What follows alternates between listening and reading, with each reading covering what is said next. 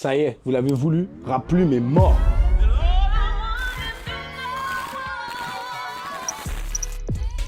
L'annonce est officielle, Rap Plume disparaît et Shades voit le jour. On tenait à faire cette vidéo pour clarifier certains points avec vous. Premièrement, on ne va absolument pas arrêter de parler de rap. Au contraire, si on effectue ce changement, c'est pour pouvoir parler du rap d'une manière beaucoup plus complète. Le fait de s'ouvrir va nous permettre de sortir un petit peu de cette dépendance qu'on peut avoir vis-à-vis des professionnels de la musique, en particulier les maisons de disques. Et donc, on va pouvoir faire tout le contenu qu'on veut, non pas qu'on se soit bridé jusque-là. Ensuite, on tient à pouvoir parler de tous les artistes et pas uniquement des rappeurs. Quand on fait des posts sur Aya Nakamura, quand on fait des posts sur Theodora, quand on fait des posts sur Bad Bunny ou peu importe, n'importe quel artiste qui n'est pas un rappeur, on a toujours le débile en commentaire qui vient nous dire « Mais vous devez parler de rap !» Et pour ça, ça nous saoule. Et enfin, un point qui, globalement, les relie tous, on tient à pouvoir parler du rap mieux et plus complètement. On tient à continuer ce qui a été initié par plein d'acteurs, qu'ils soient du monde de la musique ou non. On a compris que de nos jours, le rap était avant tout une culture. Et donc, que pour en parler, il fallait aussi qu'on touche tous les éléments qui impactent cette culture. Le sport, le cinéma, les animés et les mangas, les jeux vidéo, mais aussi, plus sérieusement, les faits de société, la politique et plus globalement, l'actualité qui touche notre pays et qui aura une incidence énorme sur la musique qui sortira. Pour résumer, le nom change, le contenu s'ouvre, mais l'essence reste. On n'a pas prévu de faire des interviews burger ou de se faire racheter par la moitié du CAC 40. On tient à continuer à faire ce qu'on a toujours fait, c'est-à-dire vous parler avec nos mots à nous. Et pour suivre l'actualité du rap, mais aussi bien plus,